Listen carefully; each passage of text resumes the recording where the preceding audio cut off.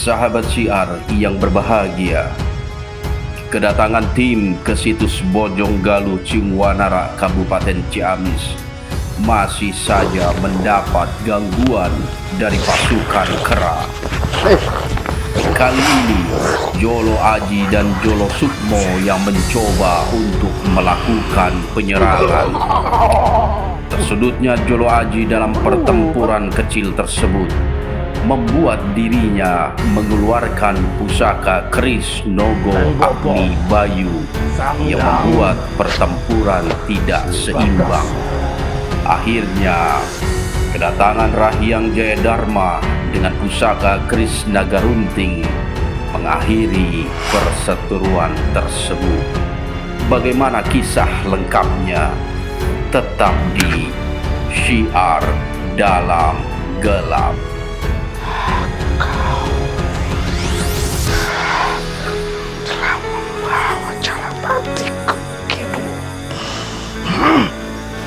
Masa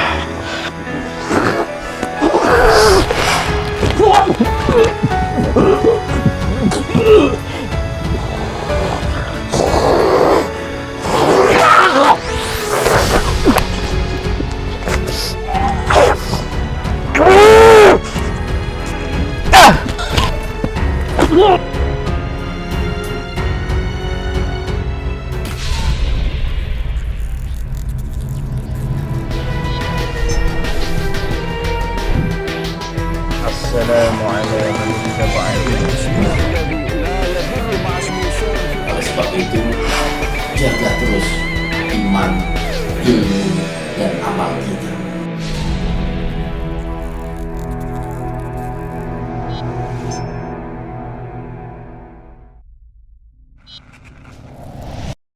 Assalamualaikum warahmatullahi wabarakatuh. Alhamdulillah wassalatu wassalamu ala Rasulillah wa ala alihi wa sahbihi wa mawala. La haula wa la quwata illa billah, amma ba'du. Oke sahabat syiar, dimanapun Anda berada, syukur alhamdulillah pada malam hari ini saya beserta kru dari Syiar Dalam Gelap telah berada di lokasi cagar budaya situs Bojonggalu Karangkemulian Ciungwanara yang terletak di Kabupaten Ciamis.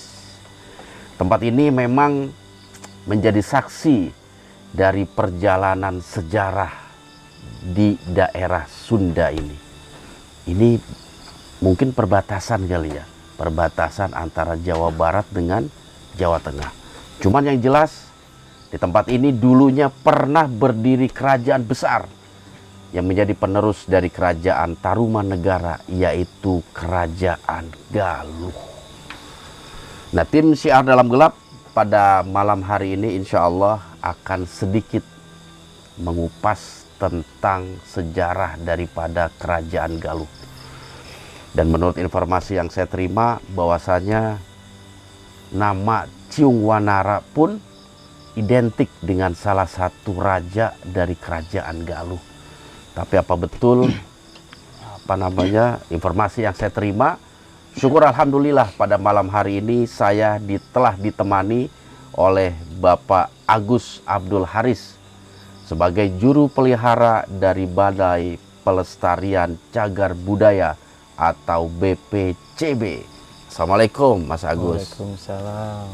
Sehat deh? Alhamdulillah. Iya. Dulu kita pernah ketemu beberapa puluh tahun yang lalu. Iya, beberapa puluh tahun yang lalu. Kurang lebih 10 tahun lah. Iya. Sekitar gitu. Tapi alhamdulillah Allah memberikan kesehatan dan panjang umur. Amin. Sehingga kita bisa ketemu lagi, ya, bisa berjumpa lagi. Oke, Mas Agus, saya terus terang aja memang masih tertarik dengan lokasi di sini nih. yang menjadi situs cagar budaya, apalagi nama Ciungwanara itu kalau menurut saya nih sahabat siar itu bukan nama yang asing. Ya, kita sebagai bangsa dan rakyat Indonesia tentunya harus mengetahui dan mempelajari sejarah daripada bangsa ini, terutama kerajaan Galuh. Nah, Mas Agus, saya manggilnya Mas aja, kalau Pak itu kayak ketuaan. Mas Agus ya? Jadi Mas Agus. Mas Agus bisa nggak menceritakan kepada saya dan juga sahabat siar, ada apa sih di situs cagar budaya ini? Coba bisa dijelaskan kepada kita. Jadi dulu kira-kira abad ke-7 ya. Jadi abad ke-7 sebelum Masehi telah berdiri sebuah kerajaan yang disebut Kerajaan Bojonggaluh Karangkamulian. Bojonggaluh. Nah, jadi adapun pendiri kerajaan pertama itu yang bernama Weritikan Dayun. Nah, jadi kita harus tahu juga di sini ada 9 raja semuanya. 9 raja 9 totalnya raja, itu ya. Ya. Jadi raja pertama tadi pendirinya Weritikan Dayun.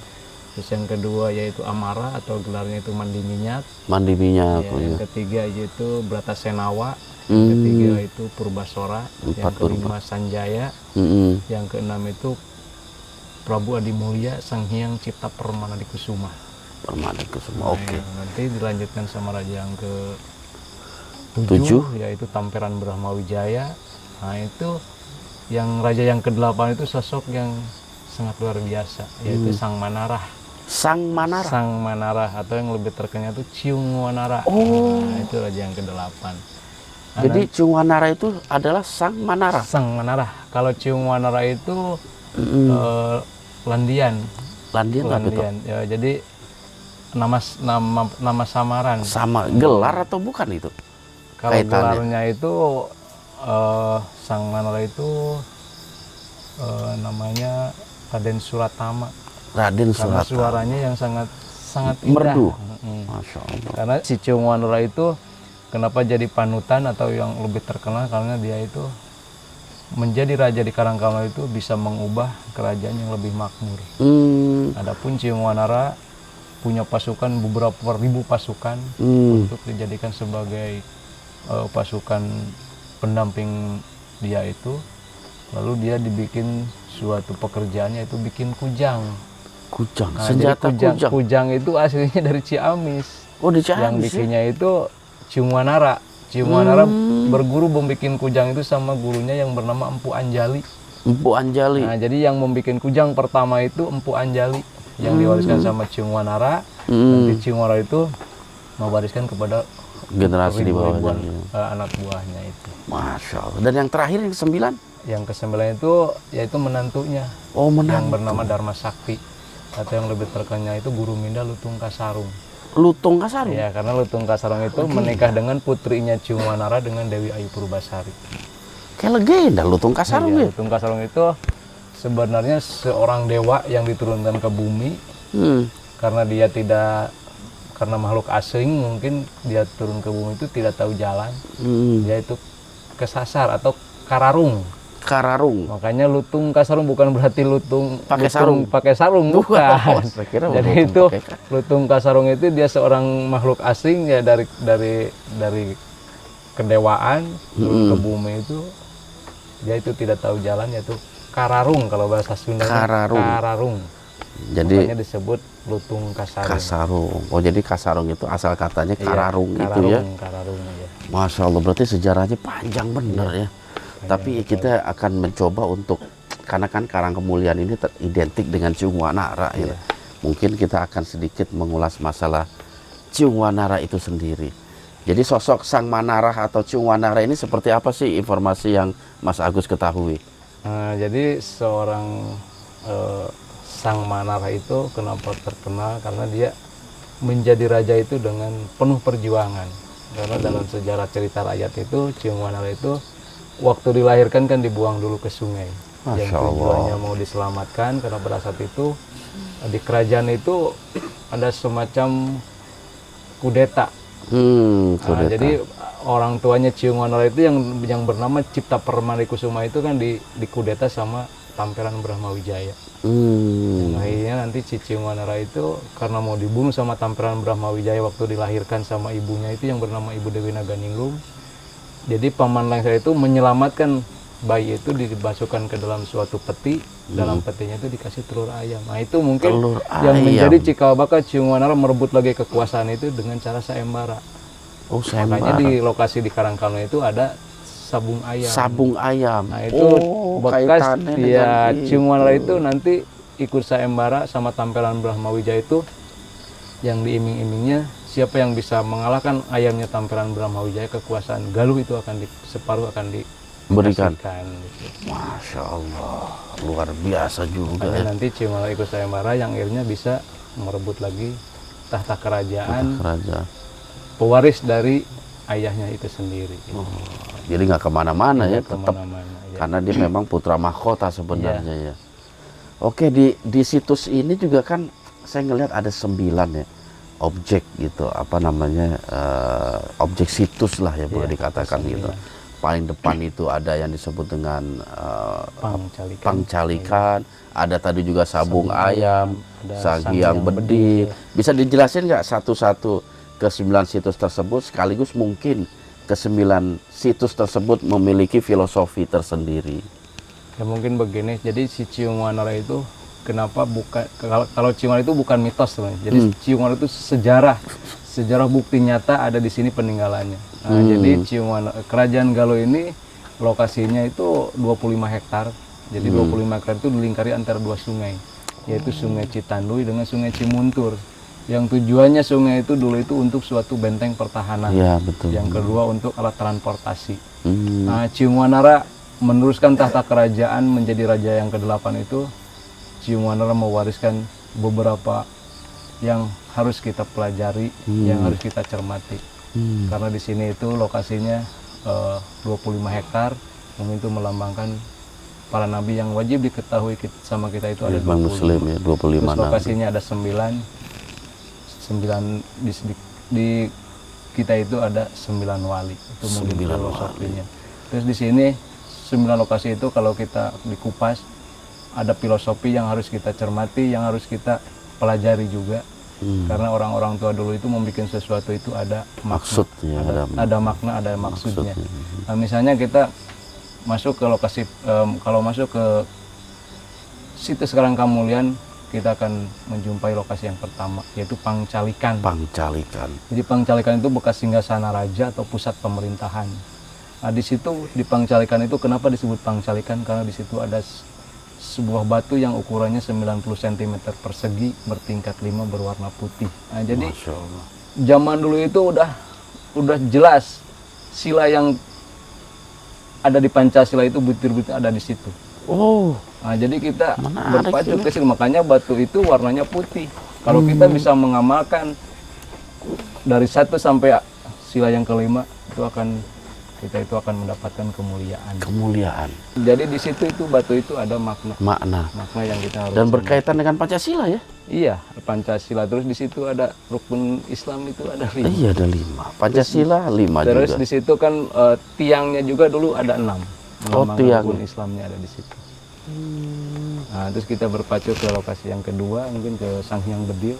Sanghyang Jadi Bedil. Sanghyang Bedil itu gudang senjata atau Iya. penyimpanan alat-alat perang. Nah, jadi kita harus bisa memerangi hawa nafsu.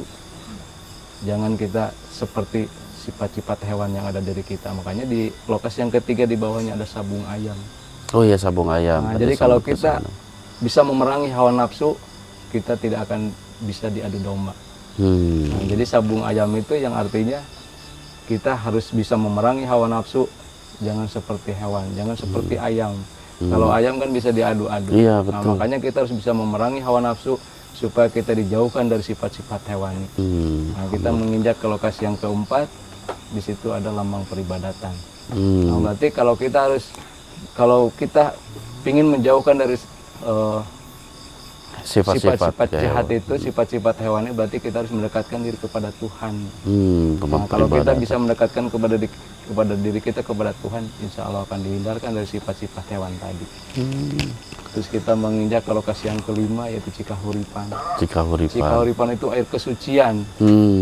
Kita bisa bersuci, kita mau beribadah kan kita harus Iya, bersuci dulu. berhadas dulu ya. Nah, jadi kita tetap harus keadaan suci. Makanya kita harus mengingat bahwa kita itu lahir ke dunia itu ada dalam kesucian. Makanya di lokasi yang ke-6 ada penyandaan. Tempat melahirkan. Kebetulan Cingonara juga dilahirkan di situ. Di situ. Nah, jadi kita harus, karena kita datangnya dari kesucian, berarti kita harus mengenang bahwa kita itu dilahirkan sama ibu kita. Di lokasi yang ke-7 ada namanya Pamangkonan. Pamangkonan. Itu tempat gudang harta kekayaan di situ. Makanya kita kalau kepingin mencapai harta kekayaan kita raih, berarti kita harus minta doa restu sama orang tua kita. Supaya orang tua kita mendoakan, supaya kita mendapatkan harta kekayaan yang berkah. Gitu. Nah, cuman kita harus ingat, di lokasi yang ke-8 ada makam Adipati Panaikan, itu kuburan, jasadnya dikubur di situ. Nah, berarti kita, harta kita itu supaya kita bisa menemani nanti di alam kubur harus bagaimana? Berarti kan ada 3. Yang pertama harus amal jariah, Sedekahun jariyah. Yang kedua Ilmu yang bermanfaat. Yang ketiga anak soleh yang mendoakan kepada orang tua kita. Nah, jadi harta kita yang dikumpulkan, bagaimana caranya supaya kita nanti menemani di alam kubur kita. Nah, itu mungkin nanti lokasi yang terakhir yaitu sifat tahunan. Sifat tahunan itu sejarahnya bekas dihanyutkannya Ciungwanara di Larung. Di Larung. Nah, Ya. jadi sifat-sifat yang tadi yang dikupas, yang jeleknya, yang sudah bertahun-tahun yang ada di kita harus dibuang jauh-jauh. Nah, itu mungkin filosofi yang ada di sini, bukan hanya semata-mata karuhun kita itu membuat suatu peninggalan, itu ada maknanya. Iya. Ada pelajaran positif ya yang mereka tinggalkan. Makanya yang datang ke sini, kalau misalnya berdoa, tidak dikupas tentang filosofinya atau silokanya, itu akan mendekatkan diri kepada kemusyrikan. Gitu. Makanya Betul. kita harus tahu dulu silokanya. Gitu. Jadi kalau bahasa Sunda mah matak silo mun teu kabuka, yang kesananya akan gelap kalau kita tidak bisa mengupas yang silokanya itu. Masya Itu Allah. mungkin salah satu Dalam filosofi. juga ya. Dan kita sekarang ini di posisi di lokasi mana ini? Ini lokasi sifat tahunan. Sifat tahunan. Sifat tahunan ya. Tempat Jadi, di larungnya tempat di larungnya dihanyutkannya Manara ya. Ciungwanara. Dan mudah-mudahan juga sifat-sifat negatif kita Amin. Ya, dilarungkan itu di sini. mungkin tujuan Liputan datang di sini, ke sini itu mungkin untuk mengingatkan kita bahwa kita itu harus menjauhkan dari sifat-sifat yang jahat tadi. Betul, Masya Allah. Buang jauh-jauh. Jadi dalam benar itu ya maknanya itu. Jadi lokasi di Karangkemulian ini 25 hektar. Ya.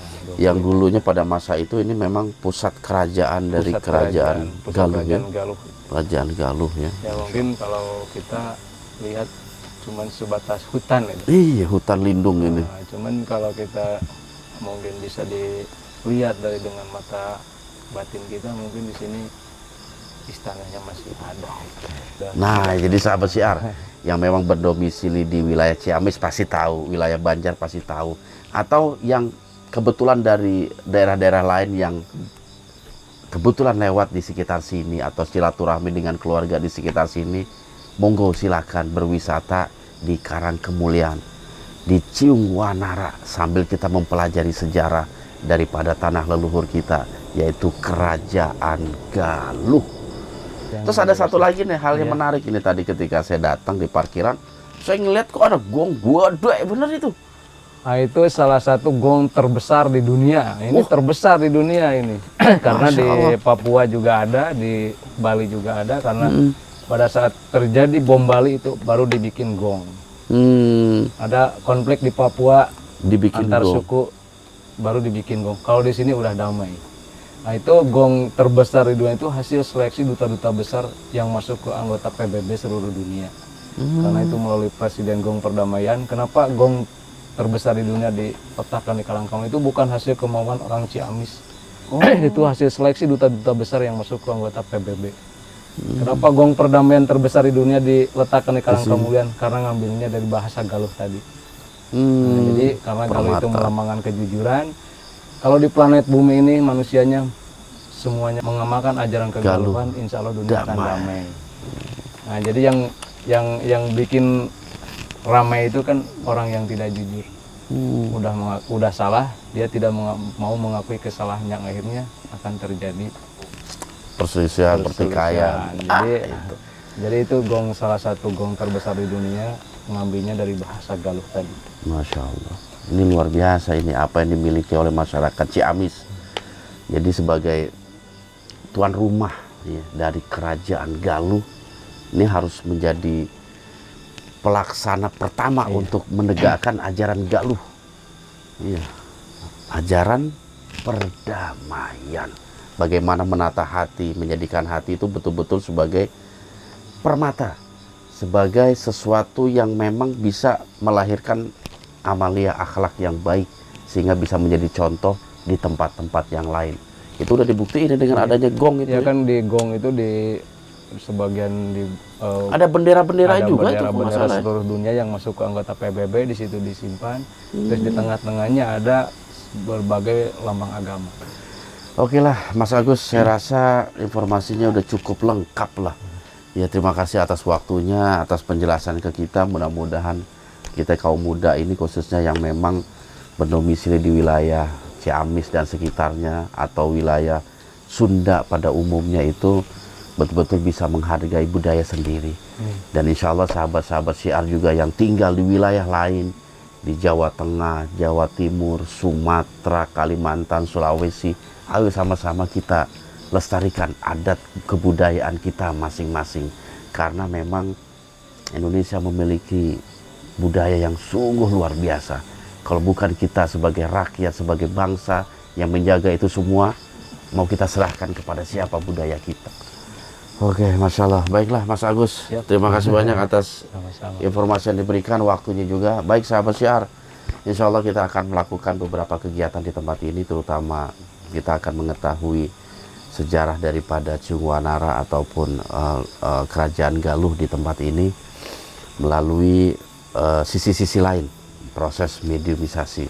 Mudah-mudahan ada informasi yang bisa kita ambil, yang bisa kita jadikan sebagai penambah wawasan.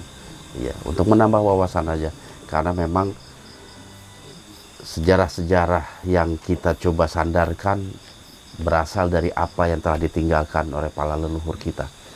Ya, jadi dialog kita dengan makhluk-makhluk jin hanya untuk menambah wawasan dan penyeimbang saja, bukan menjadi sebagai sandaran kebenaran kita dalam mempelajari sejarah. Baiklah sahabat Syiar, jangan kemana-mana, tetap di Syiar Dalam Gelap.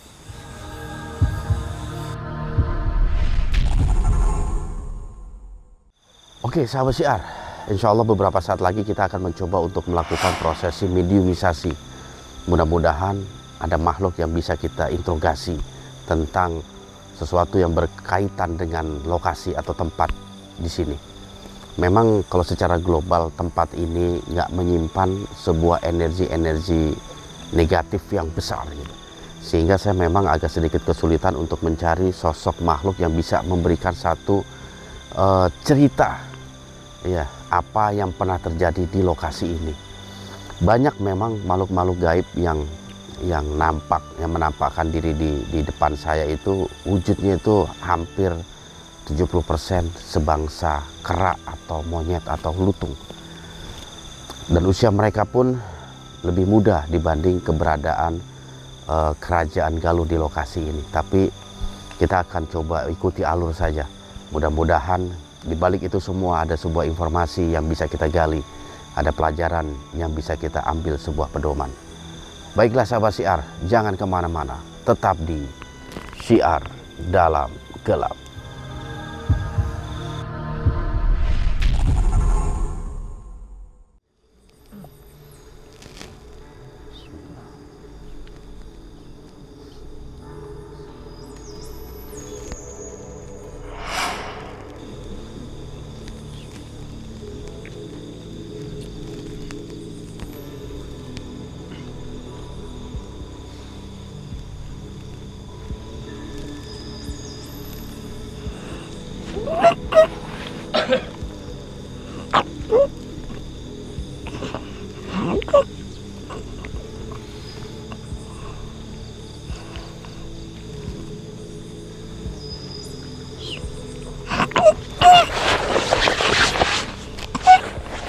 Pak Agus, boleh diri dulu. Assalamualaikum warahmatullahi wabarakatuh. Saya berhadapan dengan siapa ini? Hah? Anda penghuni lokasi ini? Kenapa Anda menunjukkan sebuah karakter hewan ini? Hah? Apa itu? Oh, monkey. Anda seekor monkey. Monkey hidung. Wah, iya betul ini. Berarti betul Anda salah satu penghuni di lokasi ini. Wow, di atas, di pohon-pohon Anda tinggal. Masya Allah. Anda tinggal bersama siapa? Oh, dengan komunitas Anda. Banyak berarti ya? Oh, Anda tidak bisa bicara. Mau saya buka? Kok berubah? Kita bertemu. Apa katanya? Ketemu? Ya, Sebelumnya kita pernah ketemu di mana? Hah? aku mencari-carimu. Mencari saya? Terkenalkah saya sampai dicari-cari banyak makhluk? Coba sini ke tengah sini. Anda bisa memperkenalkan diri Anda siapa? Saya salah satu tujuh kera. Salah satu tujuh kera. Masya Allah. Kau telah membawa Jalapati ke kidul. Masya Allah. Lantas, apa maksud kedatangan Anda ke tempat ini? Kau harus bertanggung jawab. Loh, kenapa saya mesti bertanggung jawab? Karena kau telah membawa malapetaka di keluarga kita.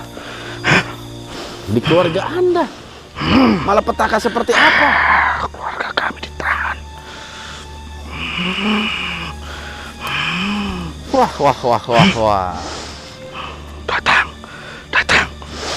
Datang. Siapa Anda manggil siapa itu? Hah? Kawan-kawan Anda? Boleh saya tahu Anda ini namanya siapa? Willis. Chris. Willis. Saya dari Willis. Dari Willis? Oh, Anda dari Gunung Willis? Masya Allah, jauh sekali. Terus apa maksud kedatangan Anda? Anda mau balas dendam? Iya. Untuk adikku. Siapa adik yang Anda maksud? Jalapati. Jalapati. Jalapati lagi. Dia kan sudah tenang di sana.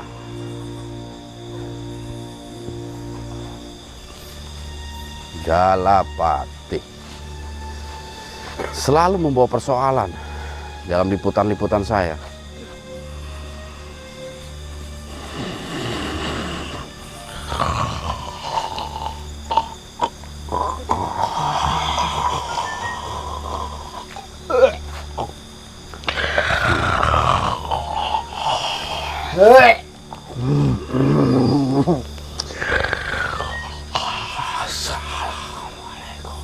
Waalaikumsalam. Dia datang ke wilayahku. Siapa yang Anda maksud itu? Willis. Willis. Boleh aku ajar dia? Dia masih saudaranya Jalapati, betul? Dia mencoba masuk wilayahku. Apa yang Anda lakukan itu? Bolehkah aku bertempur dengan dia? Komando ada di tanganmu, Syekh.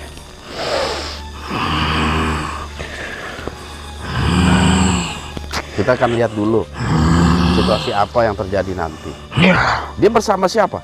banyak, ada 4. Ada 4. Hati-hati, Syekh. Licik. Oh, seperti itu. Kita sudah siap, Syekh.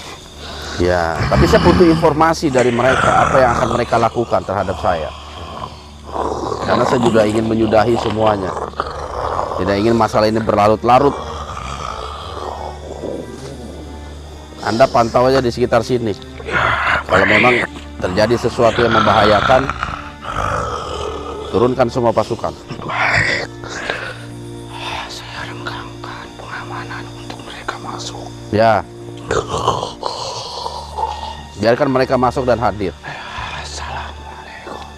Waalaikumsalam. Kang Ucep,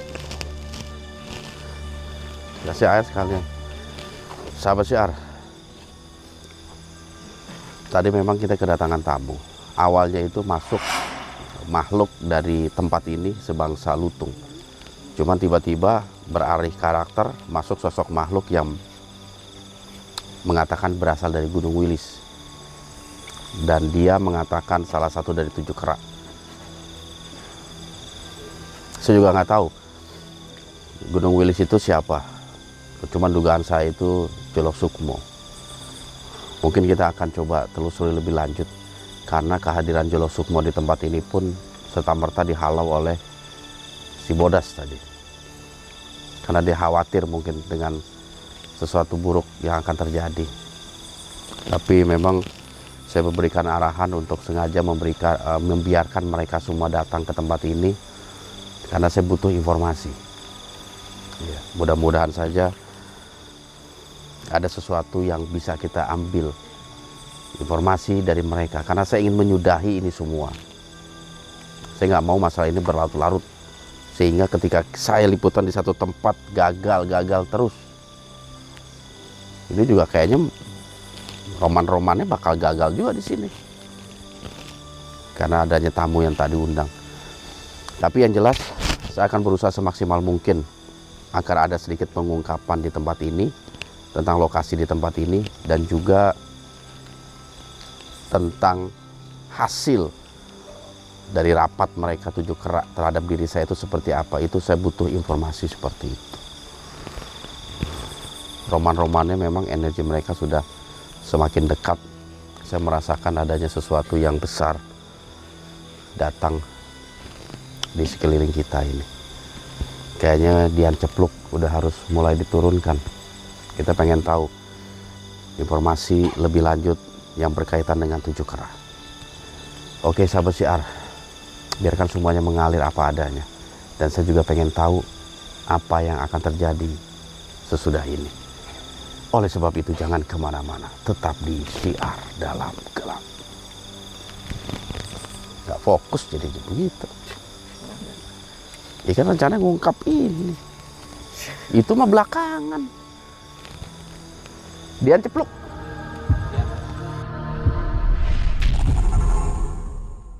Oke, jagain Vi. Siap.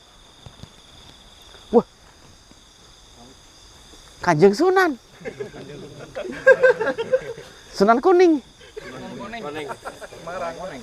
Wah,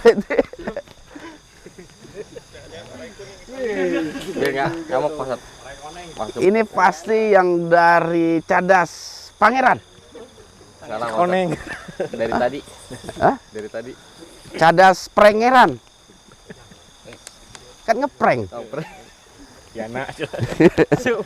Ente ratu apa raja? Ini Levi maksud. Oh itu Levi, bagus juga ini. Sahabat kita ini luar biasa ini, Levi. Lihat. Alhamdulillah. Iya, Vi. Semangat. Semangat. Belum di ini, bismillah. Oke. Bismillah. Bismillah. Oh, jadi samping Vi, bismillah. Bismillah. Allah.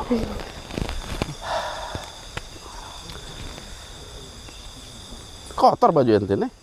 Wah, udah harin. Apa ya? Ridho. Ridho ya? Ya. Alhamdulillah. Kurang nambah.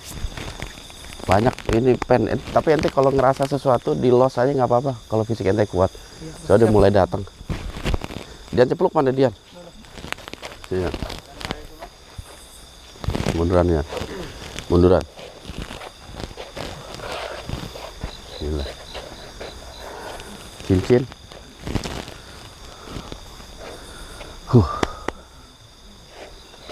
Oke. Siapa ini ya? Bismillah. Allahumma sholli ala nabi.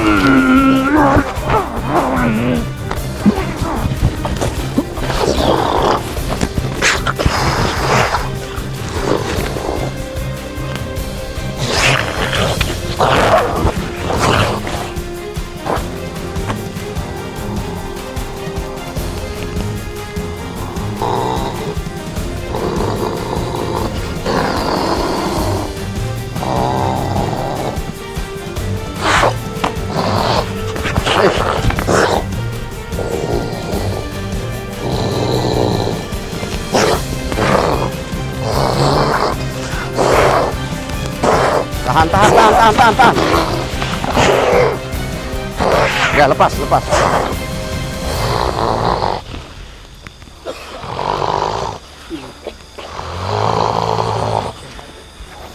Siapa orang yang Anda cari? Atolah. Kenapa Anda menyerang semua yang hadir di sini? Kalau memang Anda mencari saya.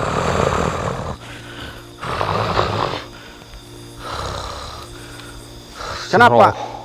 Bakal kawus.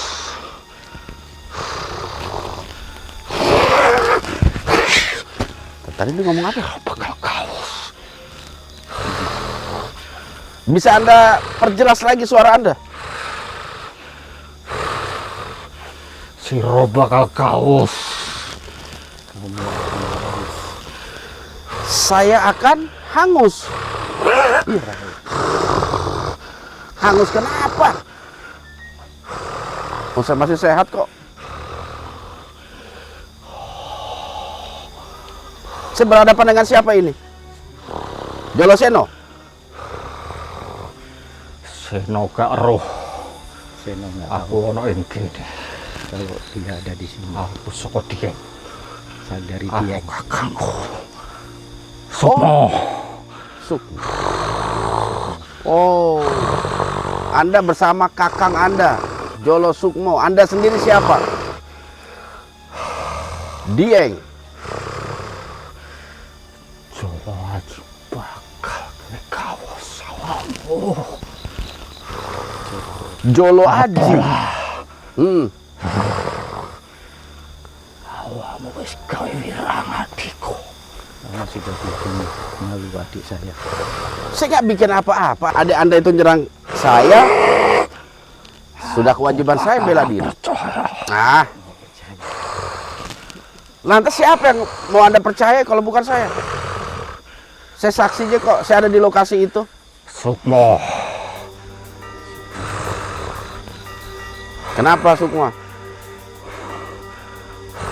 Kabar itu dari Sukma.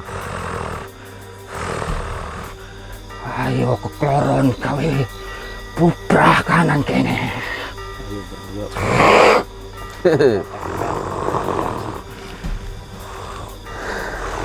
Tidak akan semudah itu.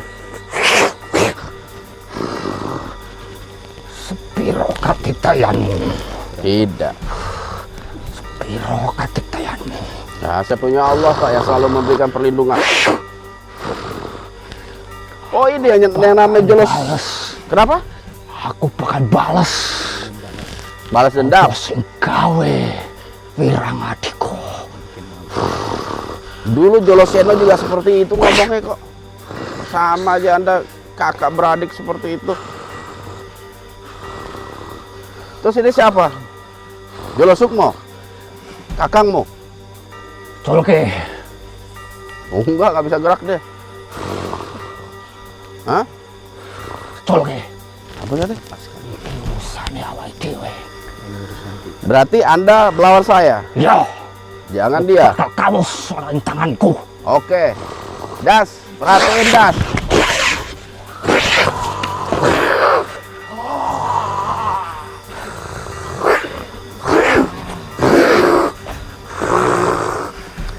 Tunggu. Nggak seru begini. Nggak seru. Anda ini kenapa sih dendam sama saya? Bilang Jalapati saya celakai. Anda tahu nggak persoalan yang sebenarnya itu seperti apa? Ayo kita duduk bareng. Saya ceritakan. Bakal percaya apa mbok sing ceritane. Terus Anda percaya kepada cerita siapa? Kidul. Udah tahu dia tukang bohong. Hah? Ayo maju. Maju. Oke. Untuk kali ini saja. Udah. Biar ini urusan saya. Aku Iya. urusan Marsro. Inggir saka kene. Tenang. Ini biar jadi urusan saya. Oke? Ingat pesan saya.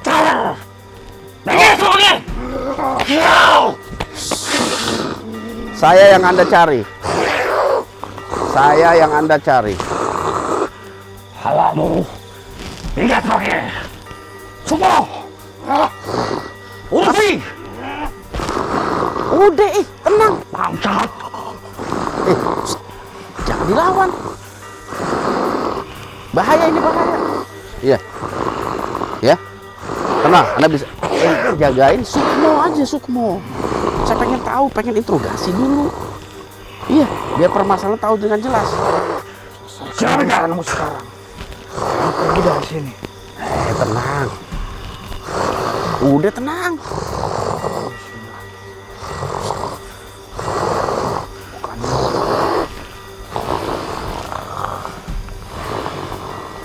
Nih, Kacau. Anda ingat. Anda turut omongan saya. Iya. Ya, Anda tunggu di situ. Saya mau interogasi dulu. Siapa tadi namanya? Jolo Aji. Saya ini lawanmu. Tapi sebelum kita tarung, ada beberapa pertanyaan yang saya ingin tanyakan kepada Anda. Anda bersedia menjawab? Sangarmu. Anda mendapat cerita seperti itu dari siapa sumbernya? Jalapati. Kang Trios. Apa katanya? Dari mana Anda dapat informasi itu? Jalapati atau Cikidul? Itu urusanku, bukan urusanmu. Tapi ini perlu diluruskan. Biar kita nggak perang-perangan seperti ini kayak anak kecil. Main perang-perangan. Suruh bakal kaos sama tanganku. Kamu harus dari tangan. Haus. Celaka. Ayo maju. Tapi kalau saya bisa mengalahkanmu, mau Anda bercerita? Simple. Anda Jolo Aji ya, yang dari Gunung Dieng. Aku wis werokan ade Kakang Seno. Dheweke ngumpulake Ya, saya brayat-brayate. ya. Bakal nerak awakmu. Atolah. Ya. Saturunge dheweke nerak, aku bakal nerak dhisik. Ana ing kene. Ya, saya udah. Saya udah tahu informasi itu dari Joyo Wiseso. Anda tentu mengenal. Untung dia nggak datang. Iya. Lawan aku, Siro bakal kalah sama tanganku. Oke. Kalau Anda udah nggak bisa dibujuk, mau nggak mau. Bismillah.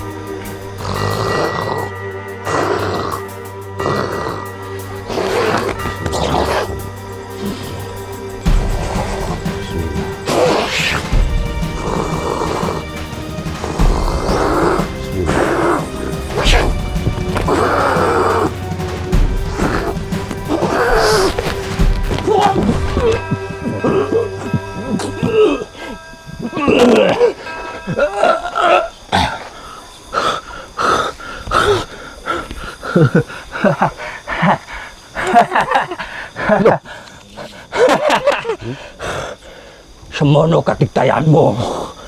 Loh, seolah Cira bakal mundur. Lah biasa aja udah mental itu. Loh, Anda nggak apa-apa, tah? Hah? Nggak apa-apa? Kuat gitu juga. Kang Bopo, Sang Yang Bagasara, Kanti Nogo. Nih ngeluarin ajian. Kanti Nogo Aji. Kanti Nogo Aji ke. Makanya ke atau ya.